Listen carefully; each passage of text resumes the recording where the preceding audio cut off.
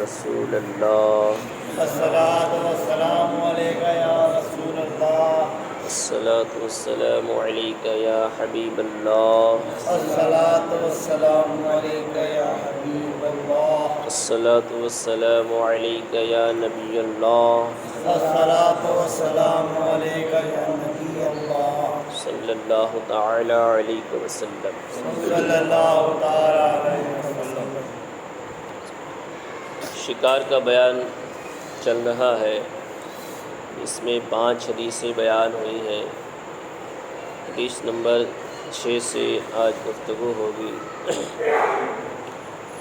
حدیث میں جس چیز سے شکار کیا جائے، جیسے سکھایا ہوا کتا ہے، تو اسے بسم اللہ کہہ کر اگر چھوڑا جائے اور وہ شکار کر لے اور اس میں سے کچھ نہ کھائے، تو وہ جو مرا ہوا شکار ہے وہ کھانا جائز ہے، کیونکہ بسم اللہ بول کے چھوڑا تھا اور سکھایا ہوا کتا تھا۔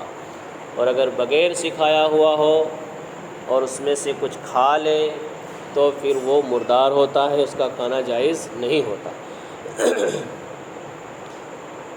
حدیث نمبر 6 صحیح مسلم میں حضرت ابو ثعلبہ رضی اللہ تعالیٰ عنہ سے مروی ہے کہ رسول اللہ صلی اللہ تعالیٰ علیہ وسلم نے ارشاد فرمایا، جب تیر سے شکار مارو غائب ہو جائے پھر مل جائے تو کھا لو جبکہ بدبودار نہ ہو۔ تیر سے شکار کیا اور غائب ہو گیا شکار، جنگل میں جھاڑیوں میں چلا گیا، غائب ہو گیا، لیکن پھر مل گیا 1 دن بعد، 2 دن بعد، اور اس میں اس تیر کے علاوہ جسے تم نے مارا تھا اس کے علاوہ کوئی دوسرا نشان بھی نہیں کہ جس سے مر گیا ہو، وہ تیر ہی کا اثر تھا، اس کی وجہ سے مر گیا۔ تو حضور فرماتے جب تک بدبودار نہ ہو کھا سکتے، جب تک بدبودار نہ ہو تو تیر بسم اللہ بول کے چلایا جائے، بسم اللہ بول کے تیر چلایا جائے، یا کتے کو بسم اللہ بول کے چھوڑا جائے۔ تو مرا کس وجہ سے؟ اس تیر کی وجہ سے۔ اس لیے اس سے پہلے آپ نے سنا کہ آپ نے تیر مارا اور اگر ڈوب کے مر گیا تو تمہارے تیر کی وجہ سے نہیں مرا ہے، اب وہ ڈوب کر کے مرا ہے، تو اب کھانا جائز نہیں ہے۔ حدیث نمبر 7 ابو داؤد نے عدی بن حاتم رضی اللہ تعالیٰ عنہ سے روایت کی کہ نبی کریم صلی اللہ تعالیٰ علیہ وسلم نے ارشاد فرمایا، کتے یا باز کو اگر تم نے سکھا لیا ہے پھر اسے شکار پر چھوڑتے وقت بسم اللہ کہہ لی ہے تو کھاؤ جو تمہارے لیے پکڑے۔ میں نے کہا اگرچہ مار ڈالے؟ فرمایا اگر مار ڈالے اور اس میں سے نہ کھائے تو تمہارے لیے پکڑا ہے۔ اگرچہ اس نے مار ڈالا ہے، اس میں سے کچھ کھایا نہیں ہے، تو سمجھ جائیے کہ اس باز نے یا کتے نے تمہارے لیے پکڑا، اس نے اپنے لیے نہیں پکڑا ہے۔ تو اس سے بھی پتہ چل گیا کہ سکھایا ہوا کتا ہو یا سکھایا ہوا باز ہو، شکرا ہو، چیل ہو، اس کو چھوڑتے وقت بسم اللہ پڑھ کر کے چھوڑا گیا اور اس نے شکار کیا تو اگرچہ وہ مار ڈالے، یعنی شکار کو مار ڈالے، تو بھی اس کا کھانا جائز ہے۔ کب تک؟ جب کہ اس میں سے اس نے کچھ نہ کھایا ہو، کیونکہ جب سکھایا ہوا ہے تو ظاہر بات ہے کہ اس نے شکار اپنے لیے نہیں کیا ہے بلکہ اپنے مالک کے لیے کیا ہے، تو مالک اس سے کھا سکتا ہے اور اسی میں سے اس کو بھی الگ سے کھلا سکتا ہے، لیکن جب چھوڑا تھا تب اس نے اس سے کچھ بھی نہیں کھایا۔ تو فرمایا کہ اگر مار ڈالے اور اس میں سے نہ کھائے تو تمہارے لیے پکڑا ہے، اس میں سے اگرچہ مار ڈالے لیکن کچھ نہیں کھایا تو اس نے کس کے لیے پکڑا ہے؟ تمہارے لیے پکڑا ہے، نہیں مالک کے لیے پکڑا ہے، مالک کے لیے شکار کیا ہے۔ حدیث نمبر 8 کتاب الآثار میں امام محمد رحمۃ اللہ تعالی علیہ نے ابن عباس رضی اللہ تعالی عنہما سے روایت کی ہے کہ تمہارے کتے نے جس چیز کو تمہارے لیے پکڑا ہے اسے کھاؤ، اگر وہ سکھایا ہوا ہے، اگر وہ سکھایا ہوا ہو پھر اگر اس کتے نے اس سے کچھ کھا لیا ہے تو نہ کھاؤ، کتے نے اگر اس سے کچھ کھا لیا ہے تو نہ کھاؤ، اس لیے کہ اس نے اپنے ہی لیے پکڑا ہے۔ جب کچھ کھا لیا ہے اس میں سے تو پتہ چل گیا کہ اس نے اپنے لیے شکار کیا، لیکن اگر شکرا اور باز نے کھا بھی لیا ہے تب بھی کھا سکتے ہو۔ شکرا اور باز کے ذریعے سے اگر شکار کیا جائے تو اگر اس میں سے اس نے کچھ مارتے وقت کچھ کھا بھی لیا ایک تو لقمے، تو کہتے ہیں اس سے بھی کھا سکتے ہیں۔ کیوں؟ اس واسطے کہ اس کی تعلیم یہ ہے کہ جب تم اسے بلاؤ تو آ جائے، اور تمہاری مار کی برداشت نہیں کر سکتا کہ مار کھانا چھڑا دو۔ کہ یہ جانور یعنی یہ پرندے ایسے ہیں کہ اس کا سکھانے کا مطلب یہ ہے کہ جب تم بلاؤ تو وہ آ جائیں، جب تم بلاؤ تو وہ پرندے آ جائیں، لیکن ان کی خصلت ہے کہ وہ جسے ماریں گے اس سے کچھ نہ کچھ کھائیں گے، اس سے کیا کچھ نہ کچھ کھائیں گے۔ سکھایا ہوا ہے لیکن کیسا؟ تم بلاؤ گے تو آئیں گے، لیکن جو شکار کریں گے وہ اس میں سے کچھ کھا لیں گے۔ تو اس کے بارے میں یعنی شکرا اور باز کے بارے میں فرمایا کہ اگر کچھ کھا لے تو بھی اس سے اس جانور کو، اس پرندے کو، اس جانور کو شکار کیا ہوا ہے اس کا کھانا جائز ہے، کیونکہ اس کا مار کھانا چھڑا نہیں سکتے تم، مار کر کے جو کھا جاتا ہے اس کو تم چھڑا نہیں سکتے۔ ہاں تم نے شکار کر لیا ہے تو پھر اس کو کھا سکتے ہو۔ تو اب تو شکرا اور باز تو دیکھنے کو بھی بہت کم ملتے ہیں، یہ تو ان سے شکار کرانا تو بڑی دور کی بات ہے۔ ابھی تو شکار کرو گے تو پکڑے جاؤ گے، جیل میں چلے جاؤ گے، ہرن مارو گے، ہرن کچھ بھی، یہاں تک کہ گائے اگر آپ نے کاٹ ڈالی تو آپ کو جیل جانا پڑے گا۔ تو بہرحال اسلامی اعتبار سے اسلامی حکومت ہو وہاں پر یہ ساری اجازت ہے شکار کرنے کی، جنگلی جانور کی، وہ جانور جن کا کھانا جائز ہے۔ تو اس طریقے سے شکار کیا جاتا ہے۔ حدیث نمبر 9، ابو داؤد نے انہی سے روایت کی ہے، کہتے ہیں میں نے عرض کی یا رسول اللہ، میں شکار کو تیر مارتا ہوں اور دوسرے دن اپنا تیر اس میں پاتا ہوں۔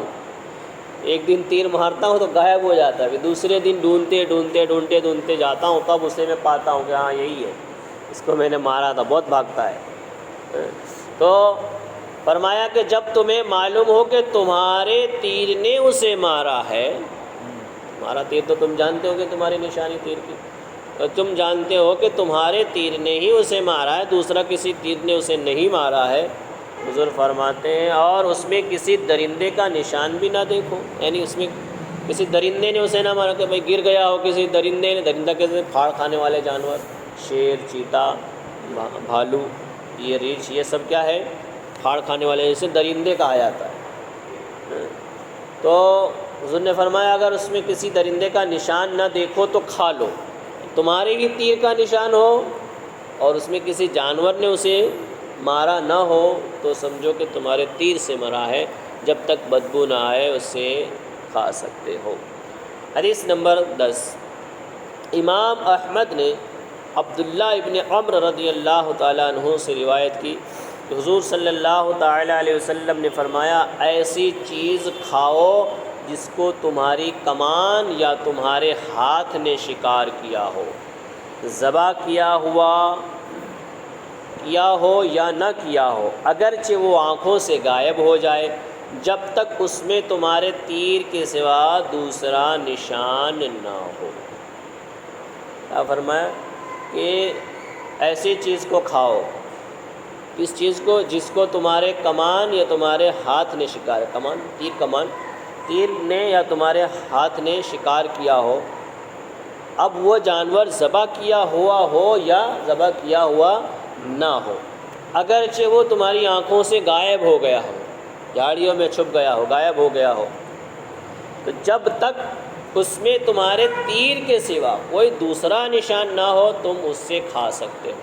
تمہارے تیر نے ہی اسے مارا ہے، وہی نشان ہے، اس کے علاوہ کوئی دوسرا نشان نہیں ہے، کسی اور جانور نے اسے نہیں مارا ہے، تو تمہارے ہی تیر سے وہ مرا ہے تو اسے تم کھا سکتے ہو۔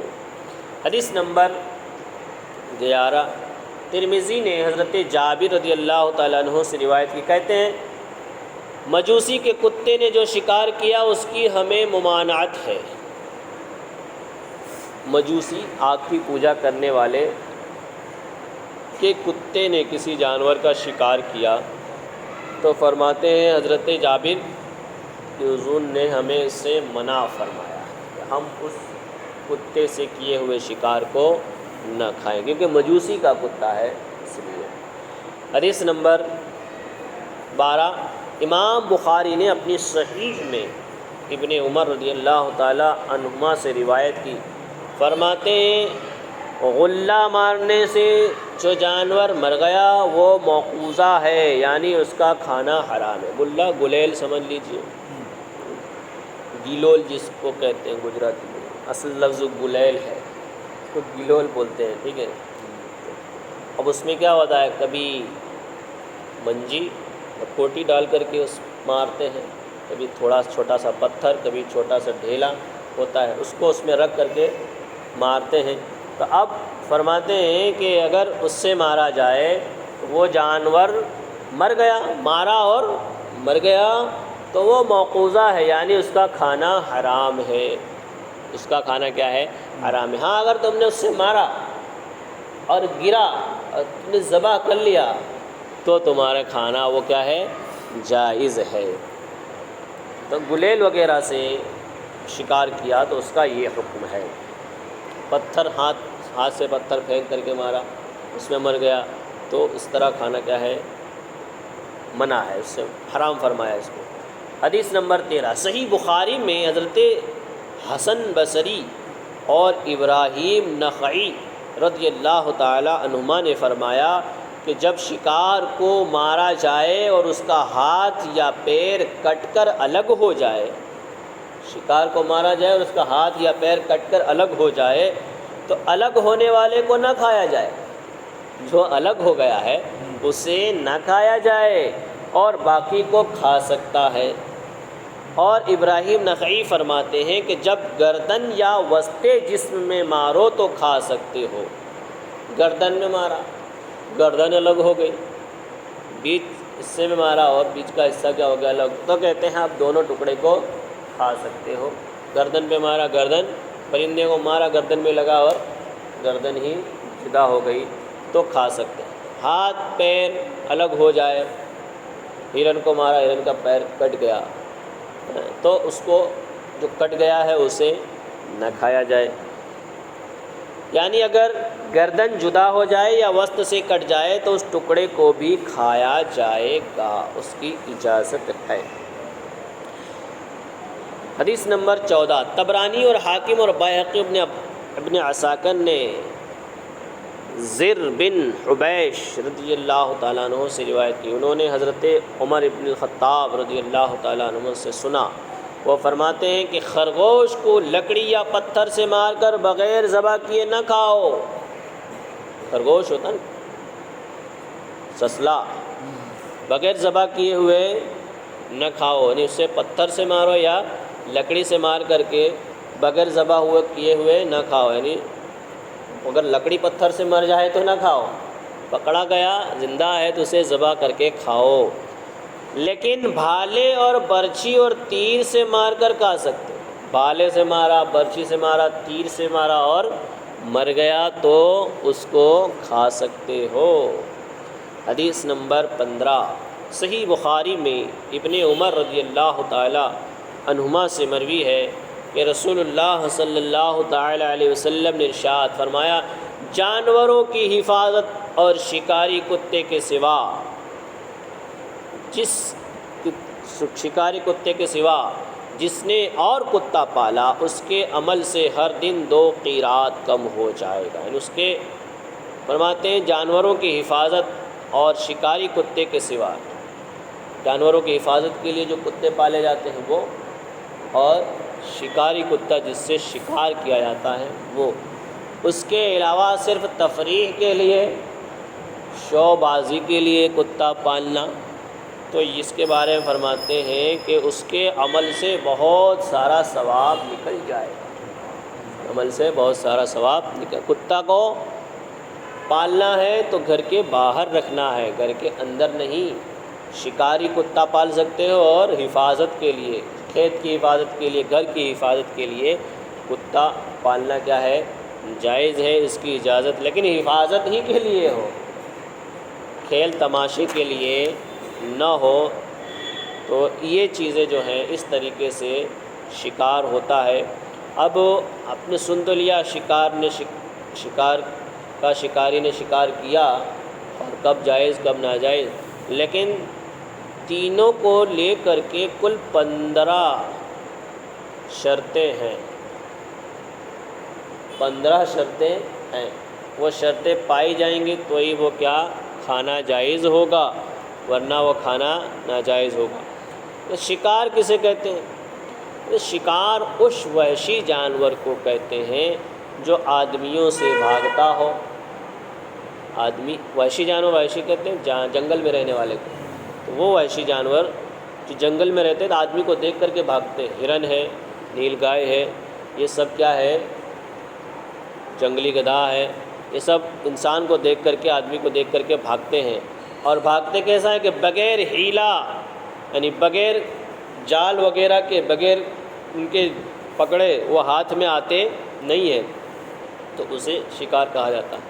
اور کبھی فعل یعنی کام، یعنی اس جانور کے پکڑنے کو بھی شکار کہتا ہے۔ کوئی بھی جانور پکڑا تو اسے شکار کہتے ہیں۔ شکار کے 2 معنی ہیں۔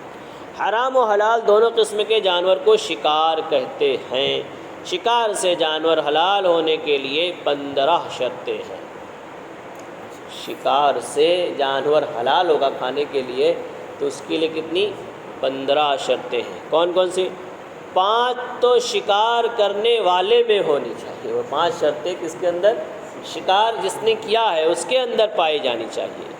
اور 5 کتے کے اندر، جس کتے سے تم نے شکار کیا ہے اس کتے کے اندر 5 شرطیں، اور 5 اس شکار میں جس کا شکار کیا ہے، جس کا شکار کیا ہے اس کے اندر وہ 5 شرطیں پائی جائیں گی۔ کل 5 5 5 کر کے 15 شرطیں پائی جائیں گی تو وہ جانور کھانا حلال ہوگا، ورنہ وہ کھانا حلال نہیں ہوگا۔ 15 شرطیں انشاءاللہ کل بیان کریں گے۔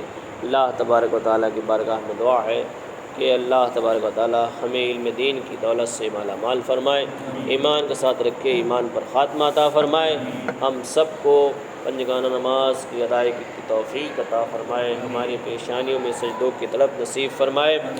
اللہم ربنا تقبل منا انکا انت السمیع العلیم وتب علینا انکا انت التواب الرحیم، وصلی اللہ تعالی علی خیر خلقہ ونور عرشہ سیدنا محمد وعلی آلہ وصحبہ اجمعین برحمتک یا ارحم الراحمین۔